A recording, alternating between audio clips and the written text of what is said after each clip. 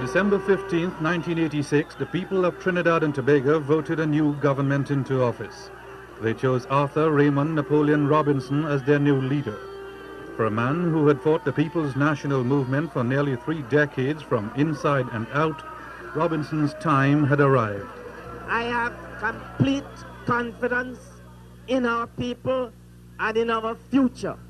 However hard the problems may be, however difficult the road may be, I know we have what it takes to overcome.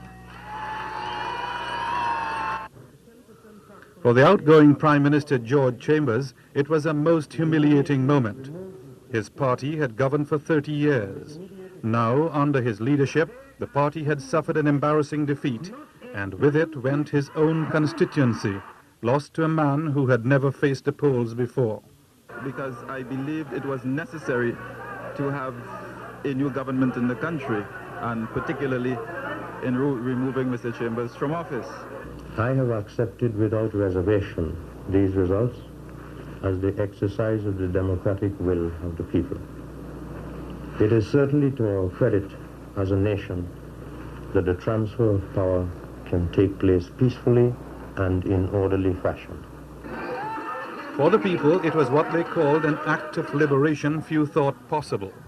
A whole generation had known no other governing party, and in those 30 years that the PNM held power, the party had somehow grown to believe that it owned the country, the people, and the resources. I, Arthur Napoleon Raymond Robinson, do swear by Almighty God that I will bear true faith and allegiance to Trinidad and Tobago. Robinson, as the country's new leader, was embarking on a challenge many would not have accepted. His oath of office may well have been a curse. In 1986, Trinidad and Tobago was a weak shadow of its former self.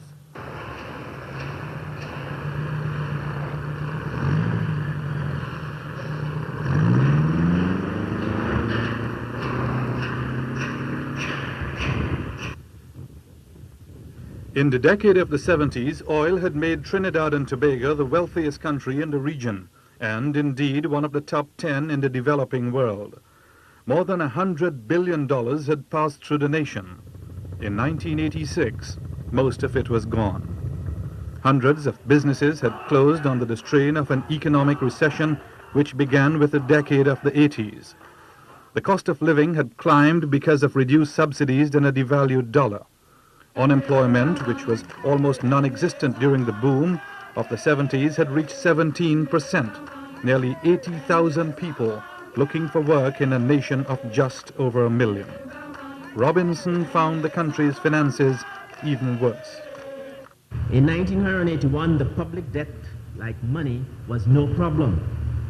6 years later, at the start of 1987, this country is suddenly faced with a serious public debt. Our total debt, local and external, direct government plus contingent liabilities, was $2.9 billion TT in 1981. At the end of 1986, the figure had jumped to $7.4 billion TT, while our external debt amounted to $5.6 billion TT. Now, for the first time in more than a decade, finding money had indeed become a problem in a nation that had always boasted, money is no problem.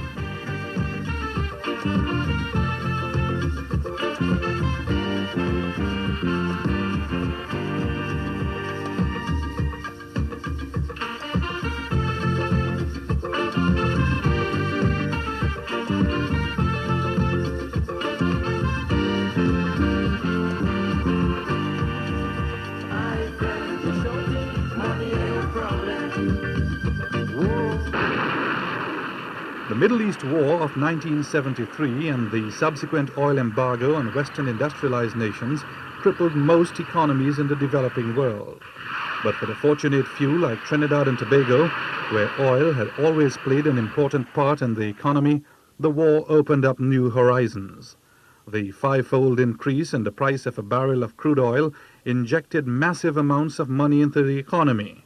The government maximized the profits by introducing a supplemental tax in addition to the taxes and royalties that oil companies were already paying. We added on a tax that we called supplemental petroleum tax, which was designed to take the bulk of that new wealth into the tax system and therefore make it a part of the revenues of the country.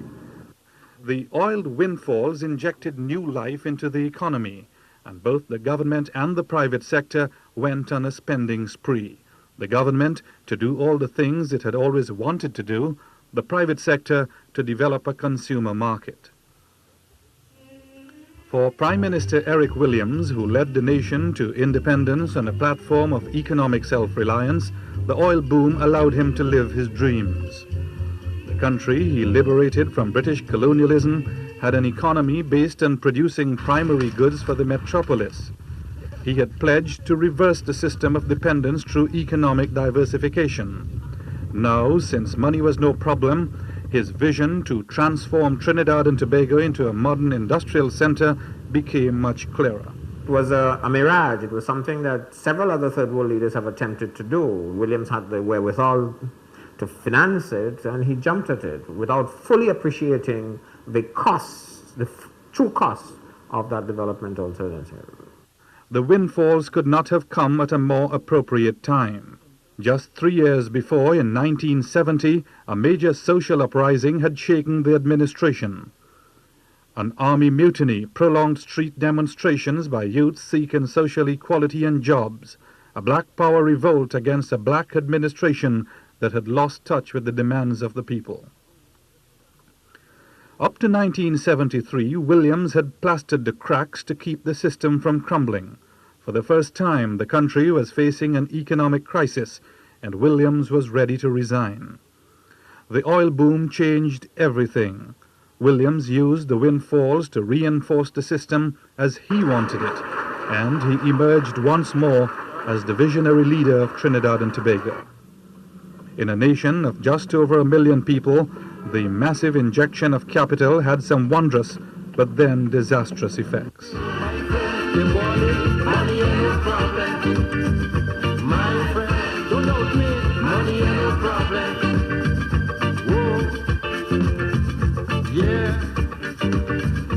We gradually got out of our balance payments difficulties, and we began to accumulate substantial foreign exchange reserves.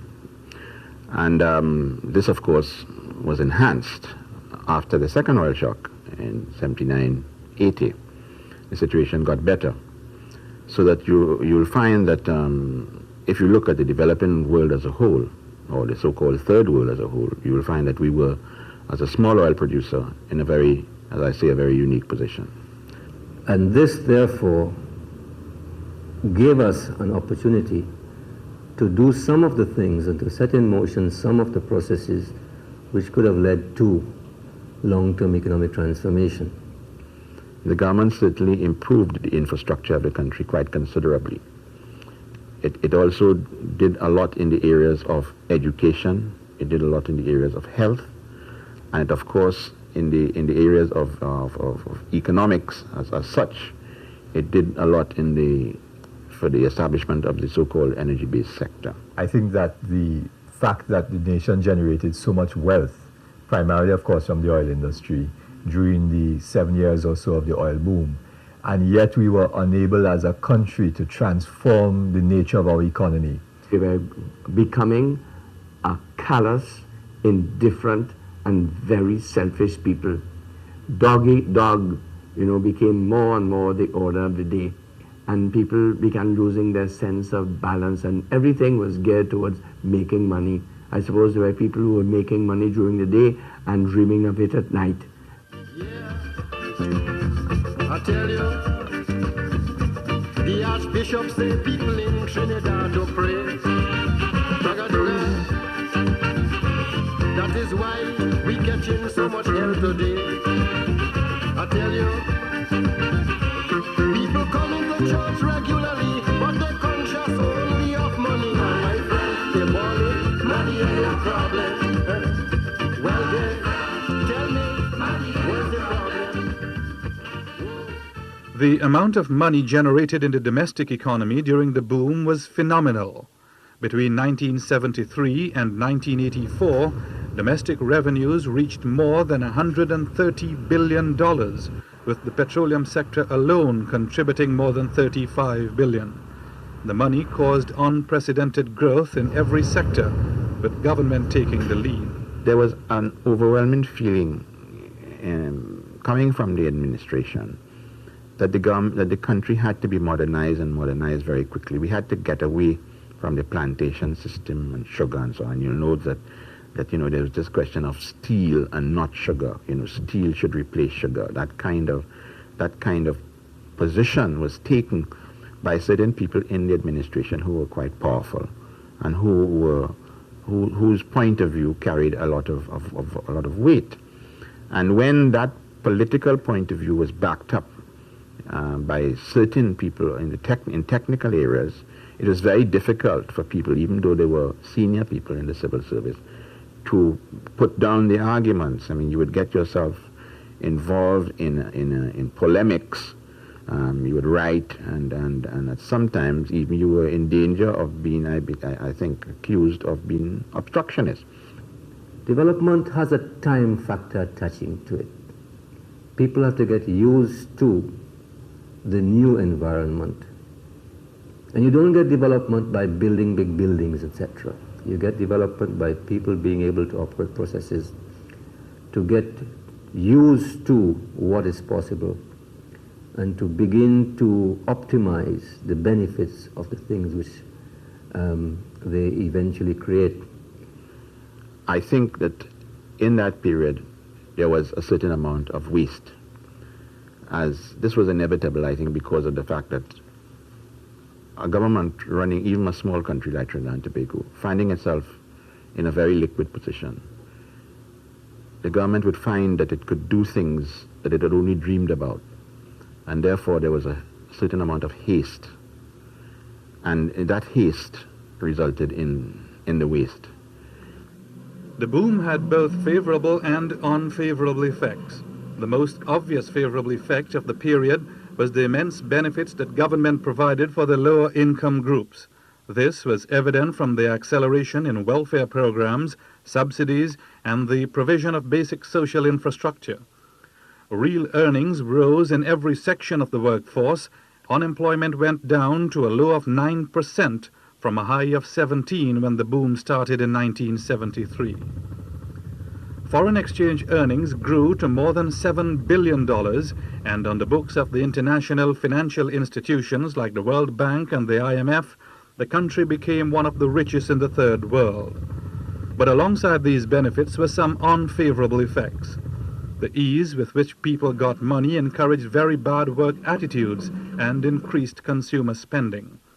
Oil dominated the economy, strangling the non-oil productive areas, with agriculture, tourism, and manufacturing becoming the major casualties.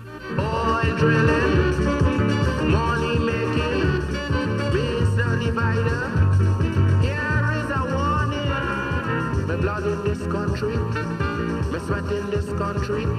So when you share the oil bread, I say remember me. This ain't no black power talk, this ain't no talk about revolution. Mr. Divider, listen to me, this is man talking to man. Once a oil dollar, making here, black stallion water share. These are the action, I want these are the action. As I remember that I have family too that want food and clothes just like you. These are the action, I want these are the action. The message of equitable distribution of the wealth was clear as far back as 1970. Government had responded with a special works program aimed at creating work for the untrained and unskilled. When money became no problem, special work was given permanence. It became DUDE, the Development and Environmental Works Division. But then when money became no problem, and when means were actively sought to pass on that money to people and special works and DUDE was created, the entire work ethic became completely thrown out. People no longer worked, people no longer had to work. DUDE essentially was an attempt at welfare. The problem, however, was that there was a confusion between viewed as welfare and viewed as work, so it had serious consequences for the work ethic. But it committed government to a certain type of expenditure. Government funded this expenditure first through an unemployment levy fund, a sort of Robin Hood tactic to take an extra tax from the employed to create work for Dude.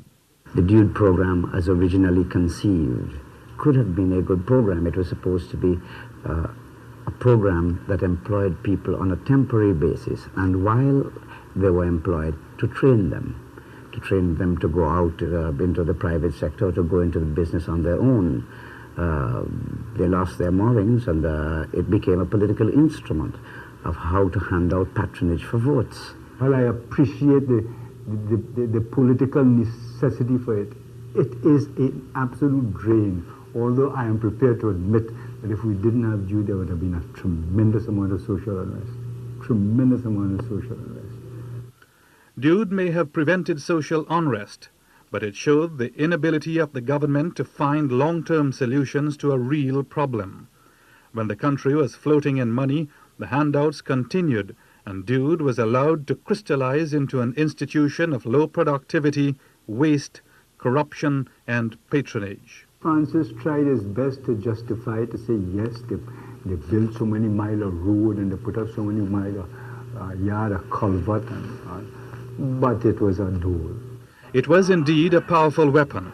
Up to 50,000 people across the country depended on Dude, with up to 10,000 collecting pay at any given time. The work was light, an hour or two a day, and the pay was good, $60 to $70 a day. Eric Williams was the great benefactor, and the Trinidad and Tobago sense of humor gave the Dude acronym a new meaning. Dude became Dr. Eric Williams' darlings. Dude not only became a parasite feeding on the exchequer, it set a new definition for work and helped to undermine the productive base of the society. Instead of getting going and doing things, they would take on more staff, and staff expectations got high. And productivity never matched performance. This is not only government's fault. Employers during the boom years gave wage increases because they were making so much profits. They did not insist on a productivity bargaining or productivity agreement. So employers all over, including government, just gave in every time there was a strike threat for higher wages and higher conditions. Instead of fighting it, people would give in because they didn't want to strike. They didn't want to have to face a strike because they were too busy making money. And it was management's inability to negotiate, an inability to see what was happening in relation to the actual value of the work that was being produced compared to the remuneration that they were giving out, that caused wages to go up the way they did. The average earnings per capita in the country was in excess of $15,000 a month, according to official statistics. The reality was different. Only a small elite group of less than 20% of the workforce reached the top levels, a privileged class that existed in both the private and public sectors. But whereas the private sector still insisted on a favorable balance sheet, it was different on the public side. Many executive appointments in state corporations were political. The system was full of square pegs in round holes, and because money was no problem, the public sector also suffered from overemployment. There were a lot of departments, I think, that were added for political reasons and staffed for political reasons because it was politically advisable at the time, without any clear thought as to what they were going to do and how they were going to fit into general overall economic development. And these have proven to be very ineffectual, and when somebody is ineffective, they don't just not do their own job, they stop other people from doing theirs. They start interfering with other people's jobs as well. And you have quite a lot of this. One of the problems, one of the things that happened in the boom years was because there was so much money lying around, people would plan, instead of planning for cost effectiveness and getting the most out of what they had, Anytime there was something new coming up, they just added more staff. My friend.